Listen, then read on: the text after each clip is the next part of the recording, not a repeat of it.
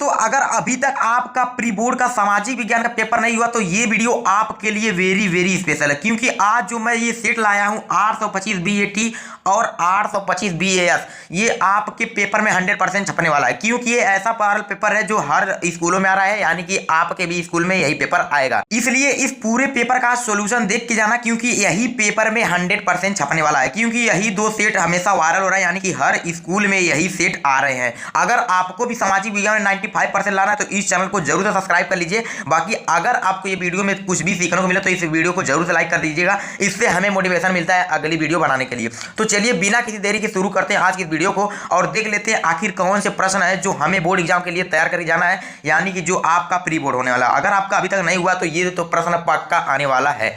आप देख लीजिए, कोड है 825 बीएएस और दूसरा कोड है 825 बीएटी। सबसे पहले मैं 825 बीएटी करवाता हूं और इसके हर एक क्वेश्चन को बारीक से समझाऊंगा और आपको पेपर में कितना रटना नहीं है, सब कुछ समझ के जाना है। ठीक है, सबसे पहले प्रारंभ की आपको 15 मिनट पढ़ने के लिए ये मिलेगा। ठीक है, आपको पेपर पढ़ लेना है। यह प्रश्न दो खंडों अ तथा ब में होगा। अ में आपको 20 बहुविकल्पी प्रश्न मिल जाएंगे और ब में आपको मिलेंगे लिखने वाले प्रश्न, यानी कि वर्णनात्मक प्रश्न। अब ब में भी दो खंड होंगे, एक में आपका मैप संबंधित होगा और दूसरे में आपको लिखने वाला प्रश्न, यानी कि वर्णनात्मक प्रश्न होंगे। ठीक है, और आपको ये कॉपी पर करना होगा और मैप करने के लिए आपको स्पेशल वहां पर मैप दिया जाएगा। ठीक है, और ये आज मैं मैप का भी बता दूंगा कि आपको मैप में कैसे भरना है और मैप के क्वेश्चन का हल क्या है। ठीक है, तो आप ये पढ़ लीजिएगा, आपके पास टाइम होगा। और मैं चलता हूं सीधा अपने क्वेश्चन की ओर, क्योंकि हमारे पास टाइम बहुत कम है और कल और परसों में आपका सामाजिक विज्ञान का पेपर है। ठीक है, इसलिए इस वीडियो को जरूर से देख लीजिएगा, इसके बाहर पेपर में नहीं आएगा। मैंने ऑलरेडी दो सेट की करा दिए, ये तीसरा सेट है। ठीक है, आपका सेट आया था 825 सीएस और 825 बीएएस। ठीक है, 825 बीएएस और 825 बीएटी आया था। ठीक है, ये मैं बीएटी करवा रहा हूँ। ठीक है, यहाँ पर देख लीजिए 825 बीएटी और यहाँ पर आपका जो सीएस और बीएएस मैंने करवा दिया है। बस यही तीन सेट पेपर में आ रहे हैं, इसके अलावा कुछ भी नहीं पूछेगा। ठीक है, आप लोग जाइए देख लीजिए। हमारे चैनल को पहले सब्सक्राइब करिए। सब्सक्राइब करने के बाद आपको एक घंटी का ऑप्शन दिखेगा, उस घंटी पर आपको क्लिक करके आल पे क्लिक कर देना है। इससे हमारी हर वीडियो आपके पास पहुंचती रहेगी और आप हमारी वीडियो को देखकर अपने बोर्ड एग्जाम में 90% पक्का अर्जन कर लेंगे, क्योंकि आज मैं ऐसी वीडियो लाया हूं जिसके जरिए आप अपने बोर्ड को सुधार सकते हैं। प्री बोर्ड वाला क्वेश्चन देख लीजिए, ऑटो वन बिस्मार्क का संबंध किस देश से है। ठीक है, तो यहाँ पर राइट आंसर हो जाएगा Germany. Very very important question था और आपके बोर्ड एग्जाम में भी आने के पूरे चांस हैं। ठीक है, यही क्वेश्चन बोर्ड में भी आएंगे, यानी कि 2-4 प्रश्न इससे जरूर से बोर्ड में बनेंगे। चलिए अगला क्वेश्चन देख लेते हैं, अपना तीसरा क्वेश्चन यानी कि दूसरा क्वेश्चन। ये आपके सामने रहा दूसरा क्वेश्चन आपका, और इनको बारीक से करेंगे। ठीक है, बिना किसी जल्दीबाजी के करेंगे और अच्छे से समझने का प्रयास करेंगे।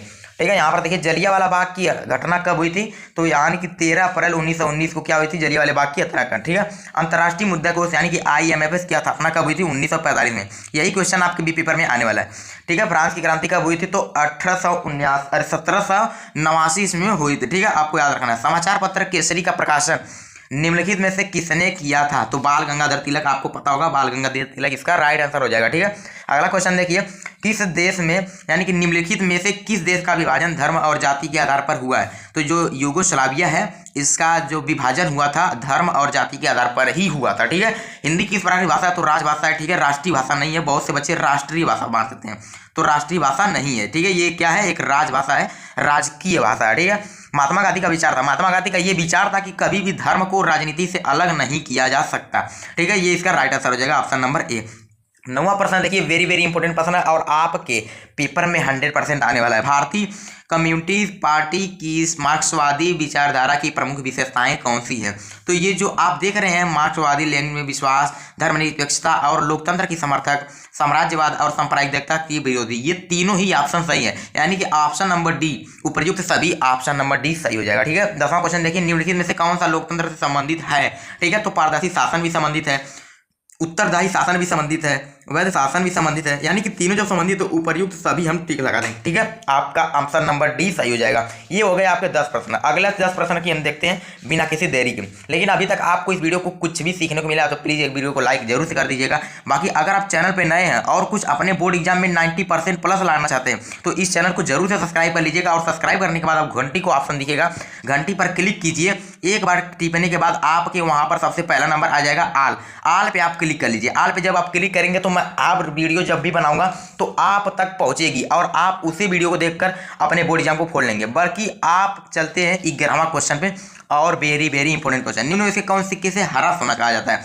तो प्राकृतिक वनस्पति को हरा सोना कहा जाता है। जलमंडल का कितना प्रतिशत भाग समुद्री जल के रूप में उपलब्ध है? तो कितना परसेंट? 97.5, यानी कि 97.5% पानी किसके रूप में है? समुद्री जल के रूप में है। ठीक है। लौह अयस्क किस प्रकार का संसाधन? आपको पता हो जाए जो लौह अयस्क है उसे दोबारा प्राप्त नहीं किया जाता, यानी कि अनवीकरणीय। ठीक है। किस निम्नलिखित में से कौन सा राज्य हजीरा विजयपुर जगदीश पाइपलाइन से नहीं जुड़ा है? यहाँ पर आपको नहीं का विशेष ध्यान रखना है। ठीक है। तो जो महाराष्ट्र है इस पाइपलाइन से नहीं जुड़ा है। ठीक है। 15वां क्वेश्चन देखिए, निम्नलिखित में से कौन सा उद्योग चूना पत्थर को कच्चे माल के रूप में प्रयुक्त करता है? तो आपका जो सीमेंट उद्योग है, जो चूना पत्थर बच जाता है उसको सीमेंट के रूप में बना लेता है। ठीक है। अगला क्वेश्चन देखिए, सामान्यतः किसी देश का विकास किस आधार पर निर्धारित किया जा सकता है? तो उपर्युक्त सभी, यानी कि प्रति व्यक्ति आय पर भी निर्धारित किया जा सकता है, औसत साक्षरता दर पर भी निर्धारित किया जा सकता है, लोगों की स्वास्थ्य स्थिति पर भी निर्धारित किया जा सकता है, यानी कि सभी पर निर्धारित किया जा सकता है। ऑप्शन नंबर डी सही हो जाएगा। ठीक है। सार्वजनिक और निजी क्षेत्र किस आधार पर विभाजित है? तो आपका पता होगा उद्यमों का स्वामित्व जो है निजी क्षेत्र के आधार पर विभाजित है। ठीक है। सेवाओं को किस क्रियाकलाप क्षेत्र के अंतर्गत रखा है? तो तृतीयक। ठीक है। आपको तृतीयक ही मार देना है, पेपर में 100% आने वाला है। ठीक है। राष्ट्रीय उपभोक्ता दिवस कब मनाया जाता है? तो आपको पता होगा जो 24 नवंबर आपको आता है, 24 नवंबर जो अभी आया था और मनाया भी गया था राष्ट्रीय उपभोक्ता दिवस। ठीक है। हर घर में मनाया गया था, आपको पता होगा। उपभोक्ता सुरक्षा अधिनियम कब मनाया गया? ठीक है। कब बना था? तो कब बना था? 1986 ईस्वी में बना था। ये हो गए आपके 20 क्वेश्चन के सही आंसर। ये हो गए आपके टोटल 20 क्वेश्चन। अब चलते हैं अपने मैप की ओर, जो आपको 10 नंबर दिलाएगा। पूरे 10 नंबर आप मैप में मार के आइएगा, प्री बोर्ड जो आपका होने वाला है। ठीक है। चलिए अपने मैप की ओर चलते हैं बिना किसी देरी के। लेकिन अभी तक अगर 20 वीडियो को लाइक नहीं किया है तो प्लीज कर दीजिए, ताकि हम अगली वीडियो आपके लिए बनाते रहें। ठीक है। वह स्थान जहां 1905 में कांग्रेस अधिवेशन हुआ था, तो कहां हुआ था? बनारस में। ठीक है। अगर आप इसका सिर्फ नाम लिखेंगे तो आपको आधा नंबर मिलेगा, और नाम लिख के उसको मैप में दर्शाएंगे तो आधा नंबर मिलेगा, यानी कि टोटल आपको एक प्रश्न के 1 नंबर मिलने वाला है। ठीक है। आपको टेंशन की कोई बात नहीं है, आप 10 में 10 करके आएंगे, ये मेरा दावा है। ठीक है। वह स्थान जहां गांधी जी ने किसान सत्याग्रह का बिहार में नेतृत्व किया था, तो बिहार में कहां पर किया था? चंपारण में। ठीक है। वह स्थान जहां असहयोग आंदोलन का कार्यक्रम स्वीकार किया गया था, तो कहां किया गया था? नागपुर में। ठीक है। नागपुर में किया गया था। वह स्थान जहां चंद्रशेखर आजाद के शहीद हुए थे, तो इलाहाबाद में होता है। इलाहाबाद कहां पड़ता है? यूपी में ही पड़ता है। वह स्थान जहां प्रसिद्ध स्वर्ण मंदिर है, तो कहां है? अमृतसर में। अमृतसर कहां पड़ता है? पंजाब में पड़ता है। ठीक है। ये बात आपको ध्यान रखना, पंजाब में, ये आपको कहीं भी दर्शा देना है, वो हो गया आपका अमृतसर। ठीक है। चाय उत्पादक कोई एक क्षेत्र का नाम लिखना और चिन्ह भी लगाना, इस चिन्ह द्वारा आपको दर्शाना है। तो चाय के लिए आप लिख सकते हैं असम। ठीक है। चाय उत्पादक कोई भी राज्य लिखना तो आप लिख सकते हैं असम। ठीक है। छत्तीसगढ़ की राजधानी पूछा है, तो छत्तीसगढ़ की राजधानी क्या है? रायपुर। आपको तो पता ही होगा। ठीक है। अगला क्वेश्चन देखिए, दक्षिण भारत की कोई भी एक प्रमुख नदी का नाम लिखना, तो यहाँ पर कोई भी लिख लीजिए, जैसे गोदावरी का नाम लिख लीजिए, गोदावरी। ठीक है। अगला क्वेश्चन देखिए, नर्मदा नदी पर बना एक बांध, ठीक है, चिन्ह द्वारा दर्शाना, इस चिन्ह द्वारा। तो बांध का नाम आपको पता ही होगा, सरदार सरोवर बांध। ठीक है। कौन सा बांध? सरदार सरोवर बांध। ठीक है। और अगला क्वेश्चन और 5वां वेरी वेरी इंपॉर्टेंट क्वेश्चन। ठीक है। सरदार सरोवर बांध। ठीक है। आपको पेपर में यही दर्शा देना और इस चिन्ह से दर्शाना है।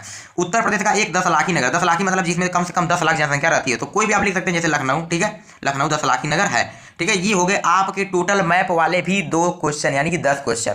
ठीक है। यानी कि पहला 1 क्वेश्चन, ये 2 क्वेश्चन, यानी कि टोटल 10 क्वेश्चन हो गए, 5-5। ठीक है। ये हो गए आपके पूरे मैप के 10 क्वेश्चन और इनके सही उत्तर। ठीक है। इसको आपको पेपर के लिए जरूर तैयार कर लेना है, क्योंकि आपके प्री बोर्ड में आने वाला है। बाकी अगर आपको वीडियो अच्छी लगे तो इस वीडियो को जरूर लाइक कर दीजिएगा। बाकी मिलते हैं किसी नेक्स्ट वीडियो में, यानी कि धमाकेदार टॉपिक के साथ। और बोर्ड की तैयारी करने के लिए आप इस चैनल को जरूर सब्सक्राइब कर लीजिए।